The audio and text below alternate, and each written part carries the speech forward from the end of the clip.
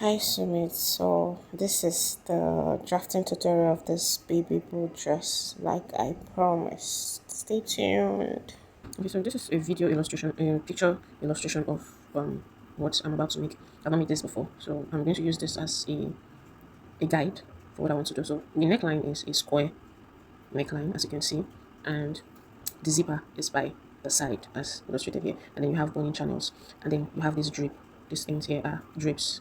You can use lace, you can use sequin. That was used as the main inspiration to make this. So what I'm going to be doing here is I'm not going to be making a skirt and an upper part and then connecting. No, I'll be making this as a main bodice, like a complete gown.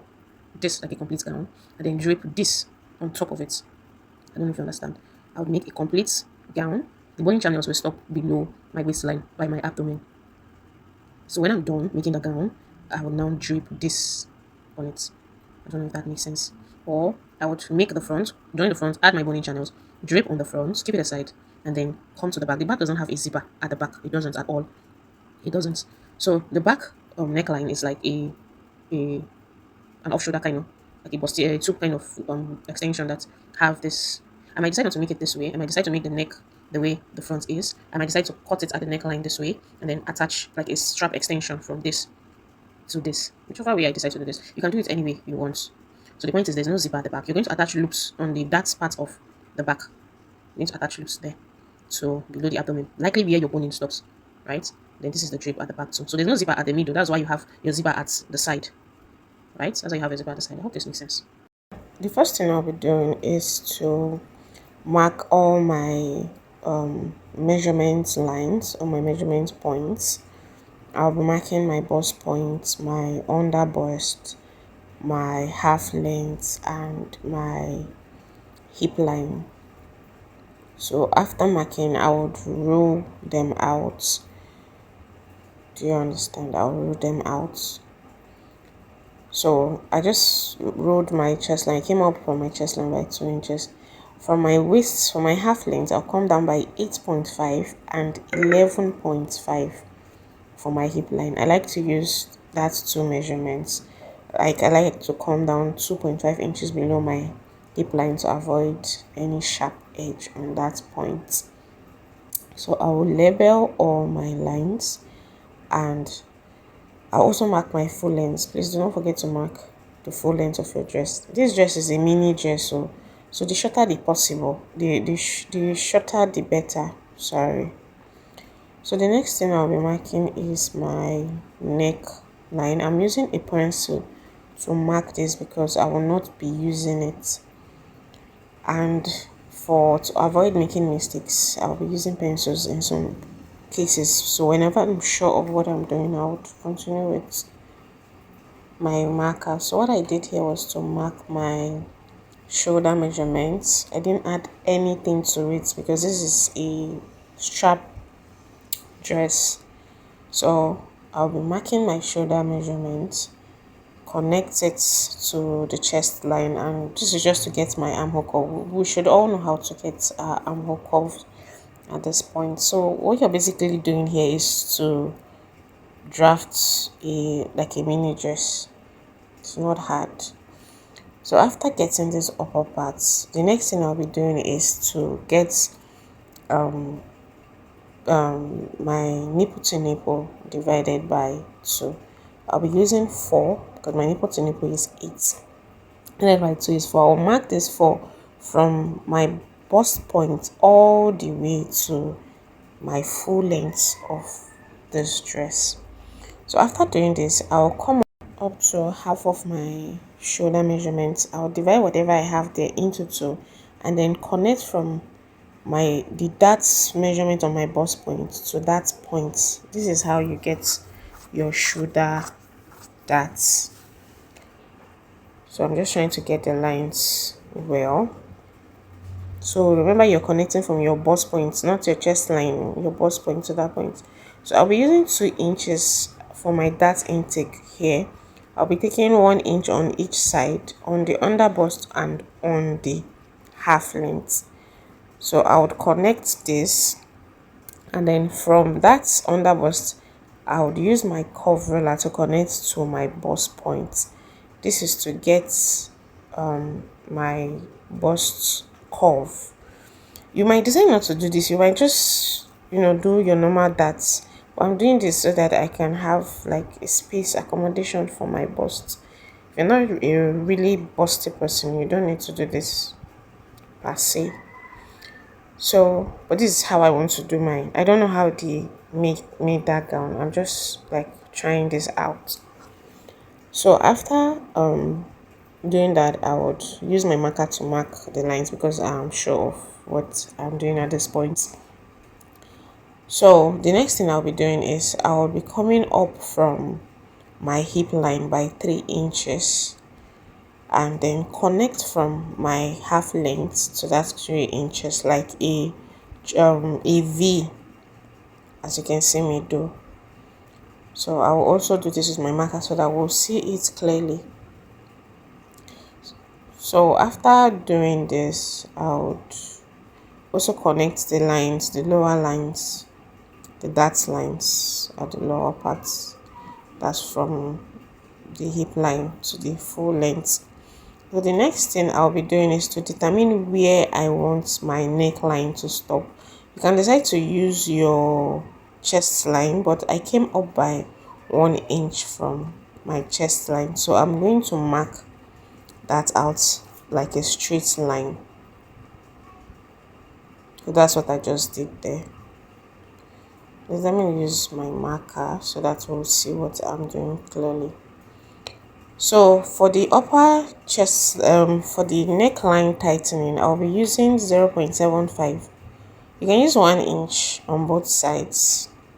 So that's what I'll be doing here. I used my curve roller to connect to the bust points. This tutorial is for like advanced though. So all these things I'm doing here is something you already know. Do you understand? I'm just trying to like give us an idea on how to like get like this dress. So the next thing I'll be doing now is to determine the width. But for the width of the neckline, I will just be using my shoulder dart measurement. It's enough for me. So it's very enough. You can decide to make it smaller, but I think that's okay for me. So I'll connect that 1 inch I came up from my chest line. And then please remember, when you're connecting your neckline, connect from that shoulder dart to the outer leg of your bust dart. I don't know if you understand. I made a mistake here, but I corrected it later. So that way, when you're cutting out, you will not be confused. Do you understand? So that's the best thing. Or better still, instead of taking your dart measurements on the two sides, you can just take it on one side. So the next thing I'll do here is to take all my measurements. I'll take quarter of my measurements, replace my darts, add 1 inch for my stitching allowance. Like as you can see on the waist, my waist measurements divided by 4. I replaced the dart and then I added 1 inch. I'll do that to the hip too. The hip I added just 1 inch for the dart and then another 1 inch for stitching allowance. Whatever I have on the hip is what I'll put on the second hip line and on the full length. Do you understand? You're not making a pantsuit dress. You want to be able to walk and sit. So you just connect everything straight down and then connect from your waist to your hip, from your waist to your bust.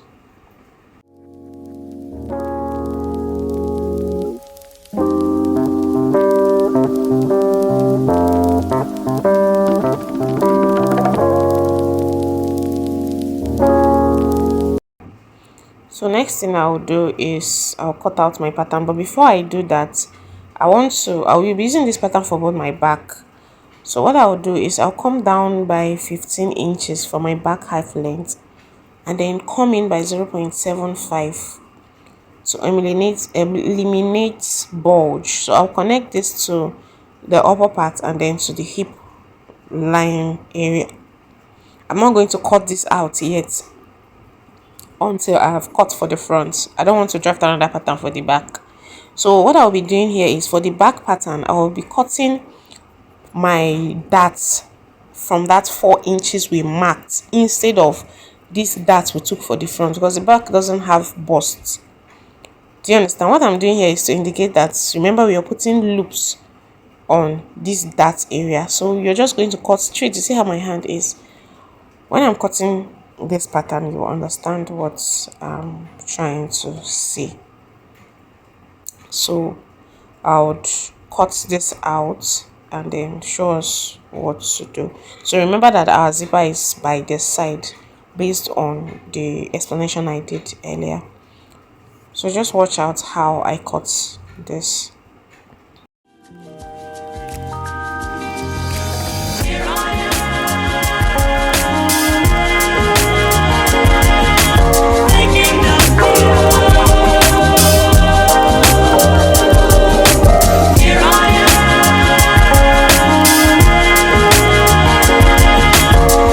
So one more thing, for the back, if you don't want the back neckline to look like the front neckline, all you have to do is to just cut out that from that chest line, cut it off. Do you understand? Just cut it off. So I would, if I decide to like do that, I would explain to us in my sewing tutorial. But as for now, I'll be cutting my back pattern first. Please, as you're cutting, add ½ inch, 0.5 inch for your stitching allowance on the sides and on the upper part. So I'll be cutting my back pattern first before modifying my pattern again to cut for my front pattern.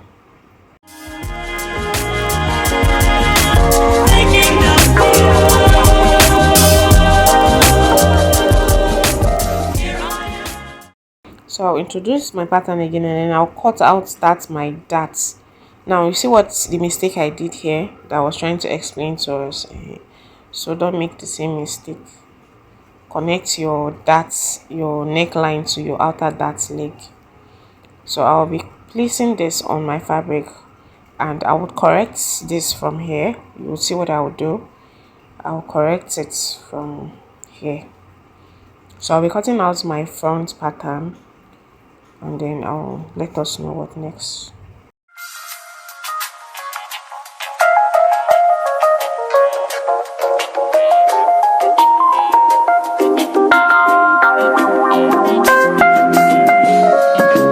Do you love me, Matthew? I do. Honestly? Yes. Secretly, but honestly. No more secrets. Here I am, making the call. Here I am. So I'll keep the front aside, reintroduce the middle part and then cut out that back modification we did to avoid budge. Place this back on my back middle pattern and then trim that back side off. I hope you understand this. So I'll set all this aside. So this is for my back, that's for my front, and that's what I'll be using for. So I'll be showing us how I was able to stitch this soon. Stay tuned. It's giving me an ass. Straps are also